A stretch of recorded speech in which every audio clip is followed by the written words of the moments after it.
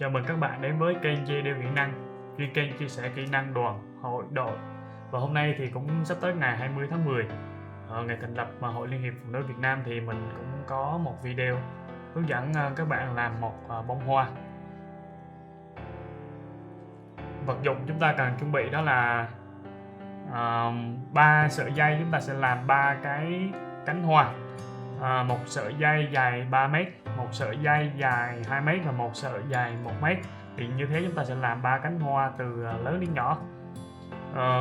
Chúng ta chuẩn bị một cái que màu xanh như thế này bằng có lõi sắt ha, thì để làm thân hoa, một con gấu xốp trang trí thêm. Chúng ta sẽ làm hoa hồng nên là có một cái lá hoa hồng giả, một cái dây ribbon để cột phía dưới và một cái rau kiến để chúng ta lồng ở bên ngoài. Và bây giờ chúng ta sẽ bắt đầu.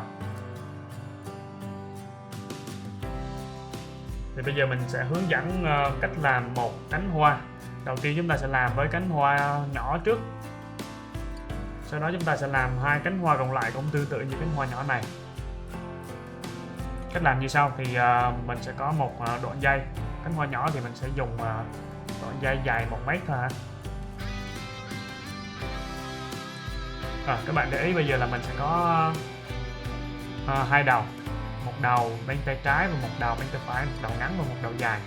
Thì đầu tiên chúng ta sẽ làm nút carit trước bằng cách là chúng ta sẽ đặt đầu dài lên đầu ngắn, đặt lên trên đầu ngắn. Sau đó tiếp tục chúng ta sẽ sử dụng cái đầu dài và chúng ta đặt lên cái vòng chúng ta vừa làm xong.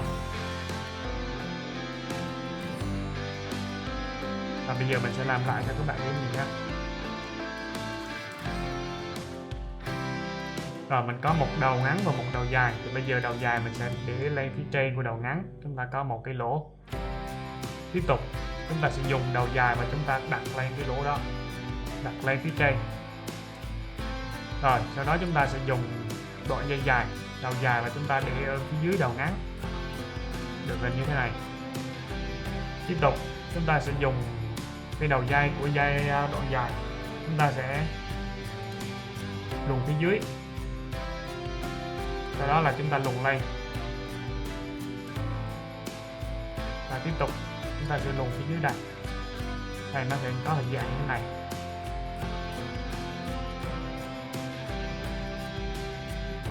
Mà đây là hình dạng carit, đây là nút carit. Thì để cho cánh hoa nó nhỏ lại thì chúng ta sẽ thu ngắn đoạn này lại.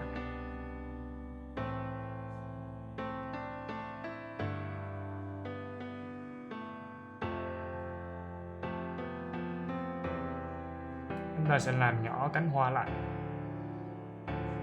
Như thế là đây là sẽ là ba cái cạnh của cái cánh hoa. Thì bây giờ chúng ta sẽ làm bông hoa 4 cánh. Thì cánh cuối cùng chúng ta sẽ đi theo cái đoạn dây này. Bây giờ nó chồng lên đây và nó chui xuống, sau đó lên, sau đó xuống. Như thế là chúng ta sẽ đi theo cái đoạn dây ngắn này.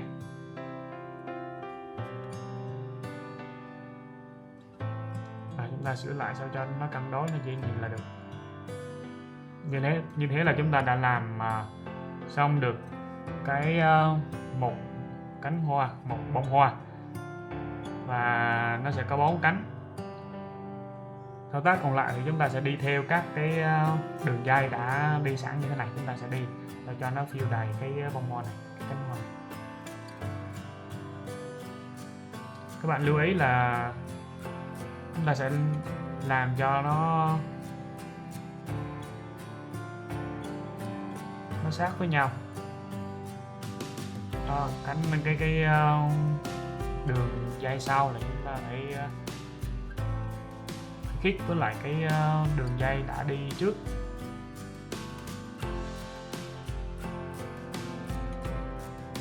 Nó chỉ khó ở giai đoạn đầu là các bạn phải làm cho được tạo hình 4 cánh thôi.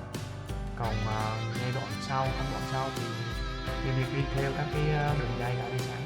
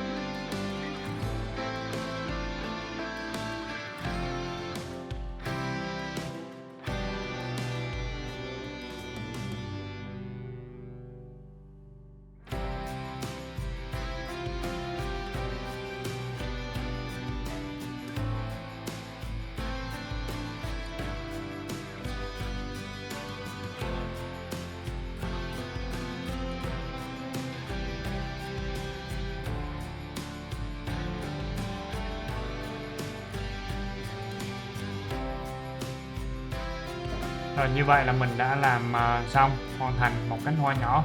Và các bạn lưu ý là khi chúng ta đã làm xong thì các cái múi dây thừa này các bạn cho nó về một mặt thôi nha, một mặt, là mặt dưới này nó không có, chúng ta sẽ đưa về hết ra đây và chúng ta sẽ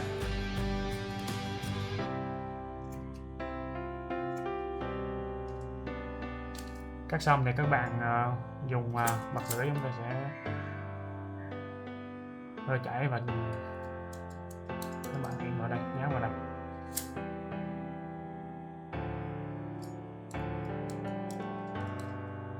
Như thế là chúng ta đã hoàn thành. Mình cũng đã làm sẵn các cái cánh hoa còn lại.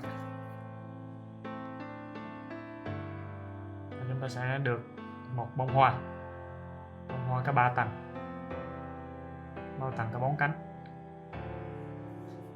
Nhiệm vụ của chúng ta bây giờ là sẽ làm một cái nhị hoa ở giữa.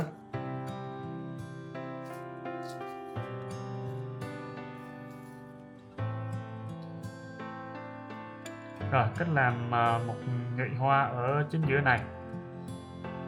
Bây giờ chúng ta sẽ làm nút cúc áo Nhật Bản. Chúng ta làm nhụy hoa. Rồi bây giờ mình cũng có 2 đầu dây và mình cũng sẽ làm một nút cabin. Tuy nhiên so với khi chúng ta làm cánh hoa thì đó là nút cabin 1 dây, còn bây giờ là chúng ta sẽ làm nút cabin 2 dây. Mình cũng có một đầu dây bên tay trái và một đầu dây bên tay phải.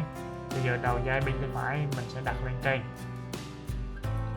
sau đó đầu dây bên tay trái, và bây giờ mình đã chuyển sang tay phải rồi thì mình sẽ vòng một vòng từ trên xuống dưới, sau đó chúng ta sẽ đặt lên chỗ này.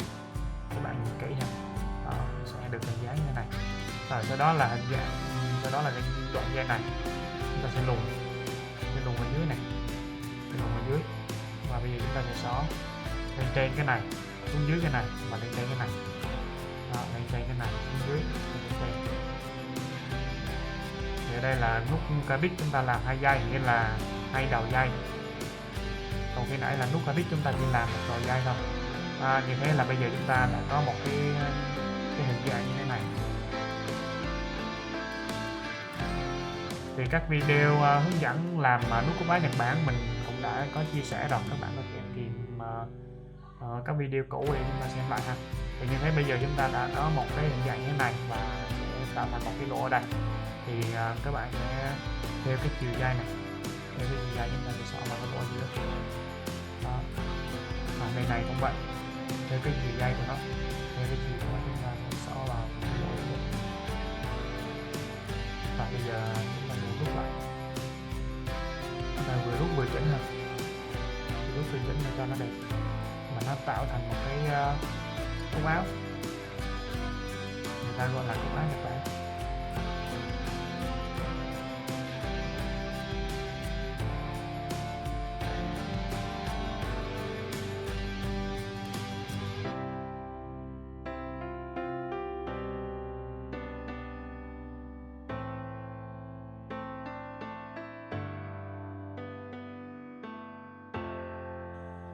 Và như thế là mình đã làm một cái cúc áo Nhật Bản mà nó có hình tròn như thế này. Và bây giờ là chúng ta sẽ sao qua 3 cái tầng hoa này, sẽ kết nối lại với nhau và sẽ kết nối lại với lại cái thân cây đây.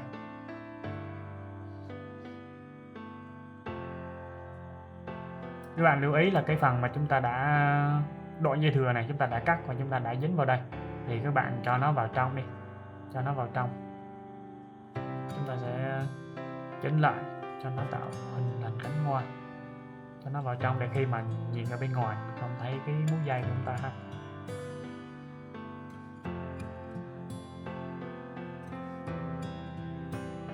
Chúng ta sẽ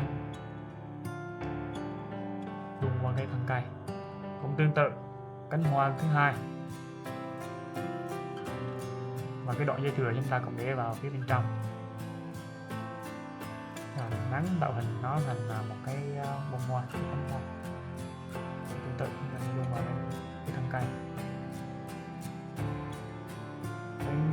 tầng thứ 3.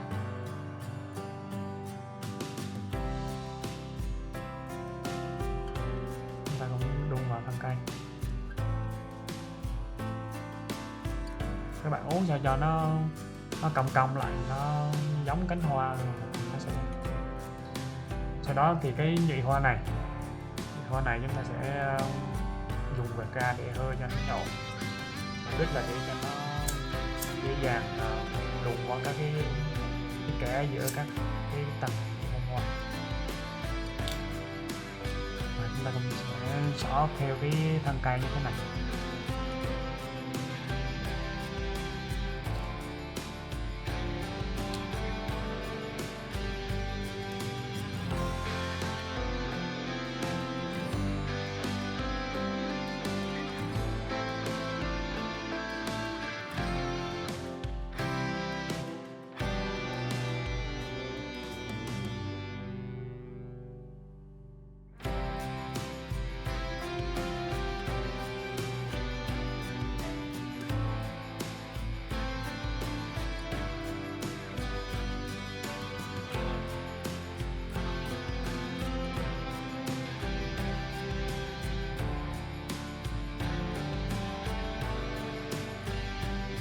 Các bạn chỉnh bông hoa sao cho nó sa le với nhau, các cái tầng hoa sao cho nó sa le với nhau, cho nó đẹp, cho nó tự nhiên, nó giống hoa rất là đẹp.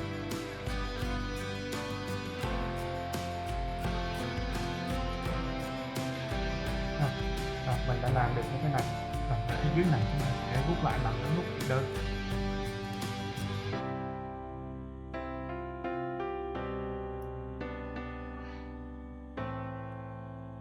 Các bạn cố định sao cho nó chắc một tí.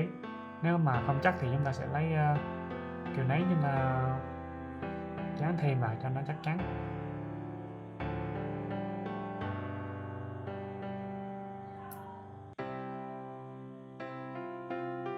Bây giờ mình sẽ cắt đoạn thừa này.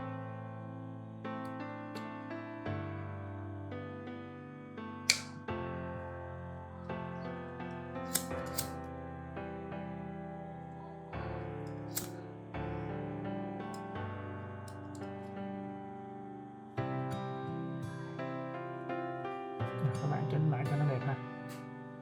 Bây giờ chúng ta sẽ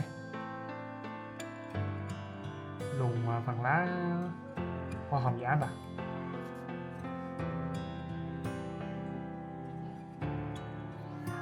Tiếp theo thì chúng ta sẽ sau con tố sốt này qua.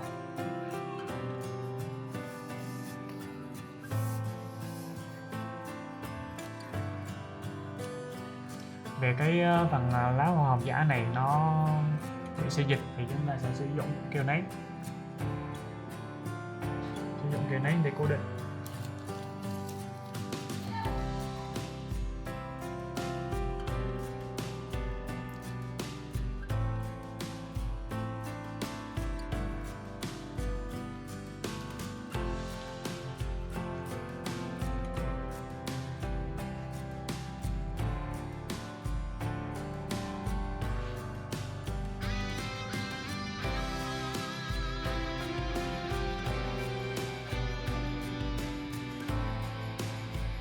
Rồi nhân tiện thì chúng ta dán lại chỗ đây phần thân này một tí cho nó cố định nó chắc chắn.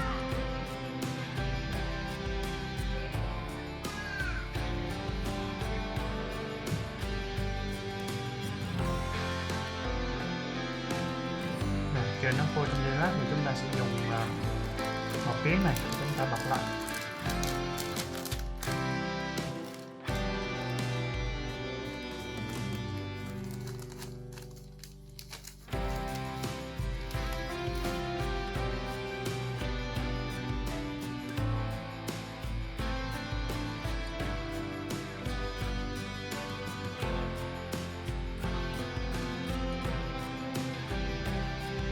Như vậy là mình đã lòng xong và bây giờ chúng ta sẽ dùng một sợi dây xô chúng ta cột lại ở phần cuối này để kéo đi cái đoạn dây xô này chúng ta dùng để quy tăng. Chúng ta sẽ cột lên cái này.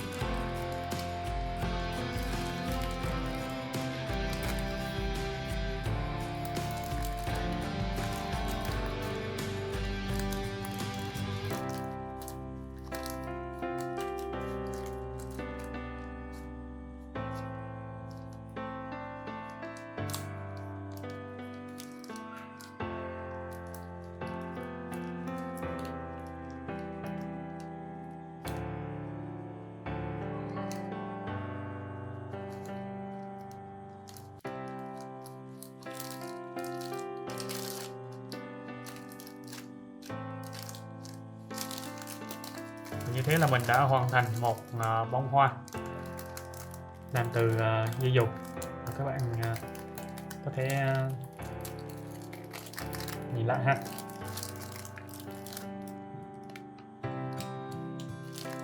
Ở đây là thành phẩm.